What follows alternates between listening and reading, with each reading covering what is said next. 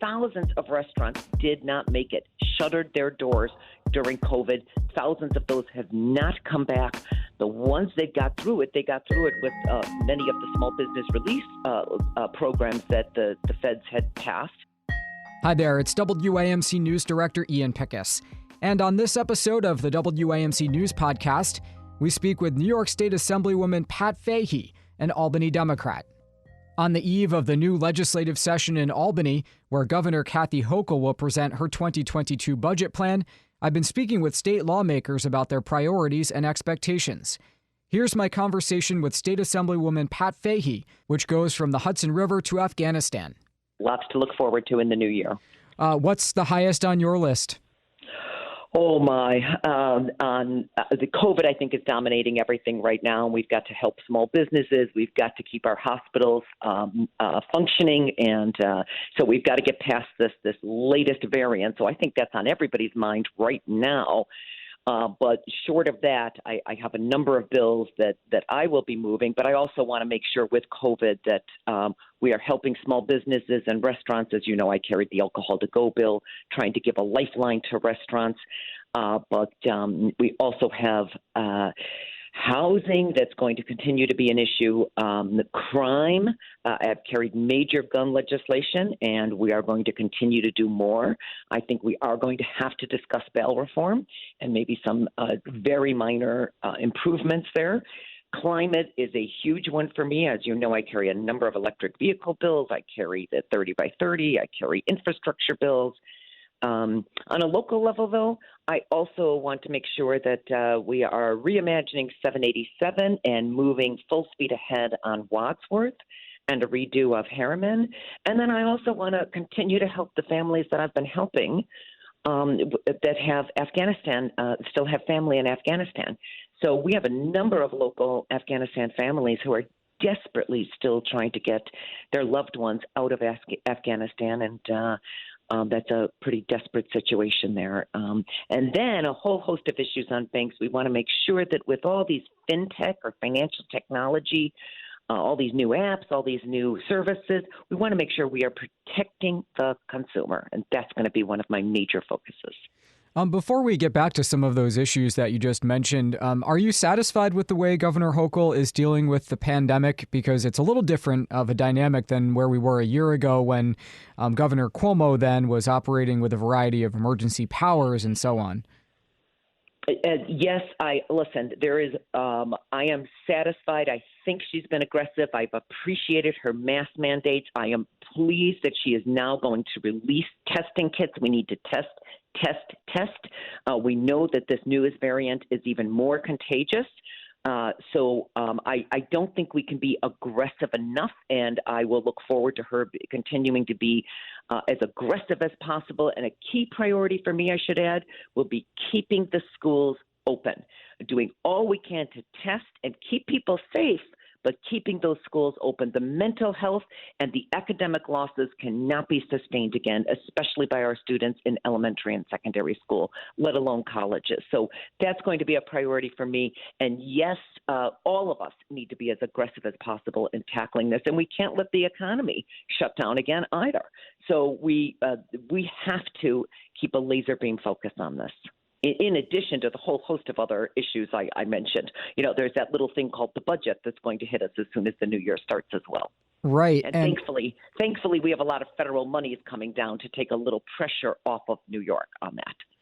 Yeah, I was talking to your colleague, John McDonald of the neighboring district, and he said that he thought the legislature would be in a slightly different position this time around. You know, you've got a new governor, but also New York is flush for a change. New York is rather flush with, although we have more needs than ever. But it's a good place to be that at least we are not going in with a multi-billion-dollar deficit. And I credit our former governor and others for really trying to hold the line such that we are in a better place this year, and very grateful that Congress was able to at least get the infrastructure package through, still hoping they get the Build Back Better in. But yes, it has taken serious budget. We have serious infrastructure needs. You saw the Times Union. We've got thousands of dams, let alone roads and bridges. We're a northeastern state. We have old infrastructure. with some serious needs. But again, the top priority is keeping our hospitals functioning, getting on top of this latest variant, keeping our schools open. So the investments we need are going to have to still prioritize health and housing, as well as the infrastructure to keep our economy functioning, especially small businesses and restaurants. Just one more political question about Governor Hochul. You have endorsed her for a full term. It seemed for a time that there would be a spirited Democratic primary, but then the Attorney General has decided not to run for governor. Why do you want to see Governor Hochul win a full term? I endorsed Governor Hochul early, even though I have tremendous respect for the AG. But I think she brought in a wealth of experience. She knows every corner, every nook and cranny of this state. She's already demonstrated that.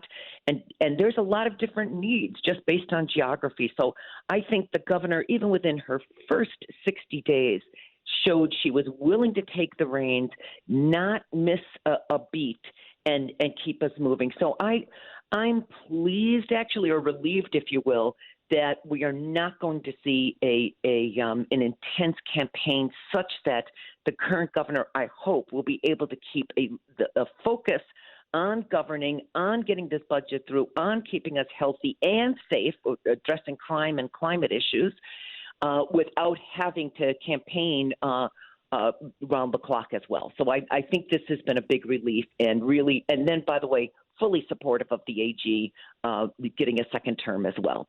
I think Tish James has more than demonstrated her effectiveness as AG. So let's talk about alcohol to go. People will remember this was something you were beating the drum for during the first pandemic year. Restaurants were struggling to keep their doors open, and this was seen as one way that they could, sell a product without making people unsafe. But people might not know that was a temporary allowance in the law that allowed restaurants to sell alcohol to go. So you've got to readdress that this year, right?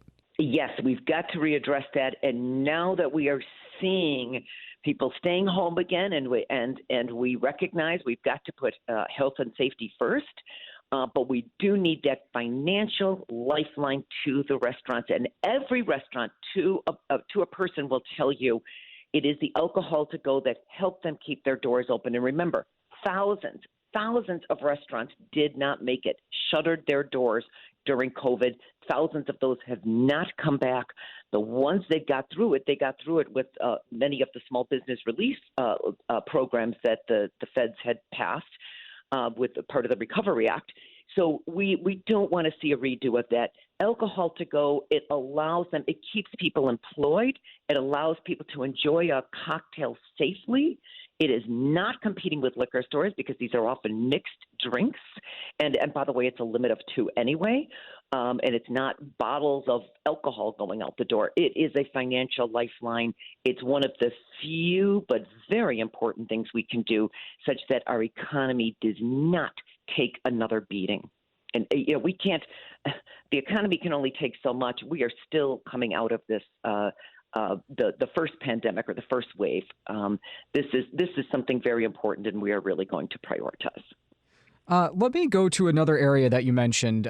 We have a federal infrastructure bill that's been passed. Money will be coming out to states and localities for a long list of projects. You mentioned reimagining Interstate 787. For people who might not be familiar with it, this is an interstate multi-lane highway that sits between the city of Albany and the Hudson River waterfront. So it's made access to the waterfront more difficult since the interstate system. What would you like to see it look like in the future, and how feasible is it to get something like that giant project changed? It could be giant, but there's phases that we can do. First of all, I've had a bill in for about 2 years now to pay for a feasibility study, an engineering study, which would include an economic analysis. What we are trying to do is just reclaim that waterfront. You're seeing that in Buffalo as well. You're seeing it across the country. Some are calling it highways to boulevards. But some of this could include just a cap bridge, what they call a land bridge over a part of the highway, while we figure out different pieces of it. As you know, we'll see an early phase of that. We'll see the Skyway being launched in the next month or so, that it takes one very underutilized ramp and is turning it into a pedestrian park. So it's those types of things that will help us reclaim the waterfront. And by the way, we're doing this because we know it's good for our health. We know millennials want walkable communities. We know those retirees we want walkable communities. So and we know there's a huge economic impact. Philadelphia, with reclaiming their waterfront, has seen massive investment as a result of it. So we've seen study after study show that it can have a multi-billion-dollar impact in some cities. So there's multiple ways to do this. It's not going to happen overnight, but the first thing you need is a serious engineering study and an economic analysis of different plans, and then some short-term pieces. Others have talked about canals through part of the city. So there's many ways to approach this, but that's why we need some serious engineering and cost estimates. This is a parochial question, perhaps, but where would the highway go? The highway, if you put a land bridge over it, the highway stays there while we look at possibly converting some of that into a boulevard. We have, as you know, we're putting multi-millions of dollars into our port. We're doing all kinds of wind, all sorts of wind technology, and we're going to be doing the lots of investment there. We want to make sure that we still have access to the port. So nobody's trying to shut down a highway, but we are trying to. It never met its projection, so it's not as utilized as most, and there may be pieces of it that we can reclaim and convert the use of some of the ramps. But again.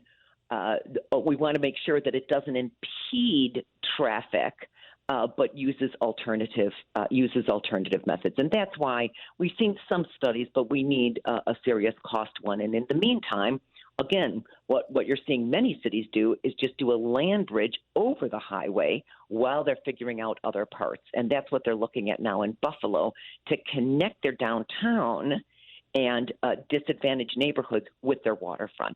And those are some short-term things that can be done in a couple of years while the highway right now has a 15-year shelf life. This is going to take a while to seriously reimagine and make sure it's done in an appropriate way so as not to impede access to the port, for instance. And we have those railroad tracks there that are probably immovable. So we have to be very creative, but there's many proposals out there that have showed some wonderful creativity and that regain us dozens of acres of land for development and park space, of course. That's the top priority.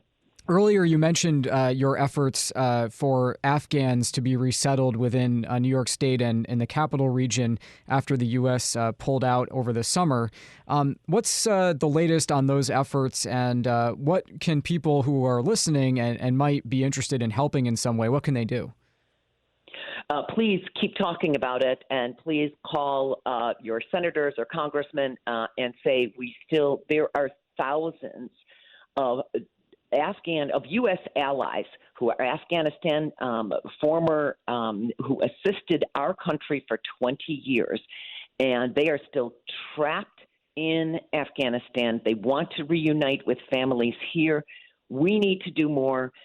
Really, at this point, it is veterans and the veterans groups, a lot of retired military who have chartered private planes. I know of one former local military veteran who got 10 planes out in the month of October. Almost nothing is coming out these days, and the New York Times recently wrote how 1 million children are at risk of starvation just this winter in Afghanistan. We may not be able to help the million. Certainly, we can't bring 1 million children, but what we can do is bring thousands that are still trapped there, who have family here in the U.S., who were our allies over 20 years, and we need to do right as you know, the country shut down practically overnight. And we've left a lot of strong allies still there who assisted our military for years, and I think we still need to do right by them. So still working, still really hoping that the State Department will reopen and continue to process more of these allies who carry what they call an SIV type paperwork. Do you think we'll have an on-time budget this year? Oh, I'm sure the new governor and our leaders will make every effort. I think we've had an exceptional track record, maybe a day or two delayed, but I don't think anyone wants to go back to the days of weeks of delay. So I think there will be every effort, and there's a huge commitment toward that. That's New York State Assemblywoman Pat Fahy from the 109th District in the Capital District. And previewing the 2022 legislative session, we'll have a lot of opportunity to catch up once the lawmakers are back. In the meantime, thank you so much for your time. Thank you. Okay, that does it for this episode of the WAMC News Podcast. Thanks so much for listening and Happy New Year. Until next time, I'm Ian Pickus.